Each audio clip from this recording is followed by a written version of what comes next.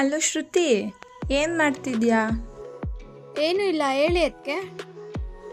Carrot halwa ಹೇಗೆ ಮಾಡೋದು ಅಂತ ಸ್ವಲ್ಪ ಹೇಳು.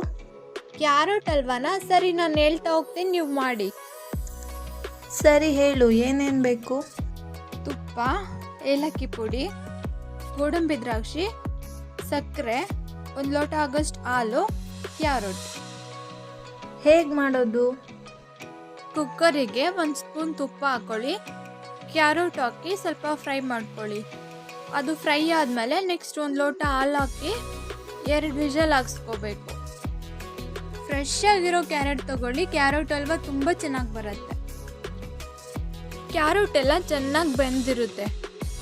ಈಗ ಒಂದು ಬಾಣಲಿಗೆ ತುಪ್ಪ ಹಾಕ್ಕೊಂಡು ತುಪ್ಪ ಕಾದ್ಮೇಲೆ ಗೋಡಂಬಿ ದ್ರಾಕ್ಷಿ ಹಾಕಿ ಫ್ರೈ ಮಾಡಿಕೊಂಡು ಎತ್ತಿಟ್ಕೊಳ್ಳಿ.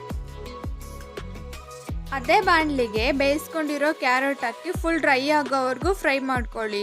ಫುಲ್ ಡ್ರೈ ಆದಮೇಲೆ ಅದಕ್ಕೆ ಸಕ್ಕರೆ ಹಾಕ್ಕೊಂಡು ಲಾಸ್ಟಲ್ಲಿ ಹುರ್ಕೊಂಡಿರೋ ಗೋಡಂಬಿ ದ್ರಾಕ್ಷಿ ಎಲ್ಲ ಹಾಕಿದ್ರೆ ರೆಡಿ ಆಗುತ್ತೆ ನೋಡಿ ಕ್ಯಾರೆಟ್ ಹಲ್ವಾ. ನಮ್ಮ ಮನೆಯವರಿಗಂತೂ ಈ ಕ್ಯಾರೆಟ್ ಹಲ್ವಾ ಅಂದರೆ ತುಂಬ ಇಷ್ಟ. ಅದಕ್ಕೆ ಇನ್ಮೇಲೆ ಇದೇ ಥರ ಮಾಡ್ಕೊಂಡು ತಿನ್ನಿ, ಚೆನ್ನಾಗಿರುತ್ತೆ.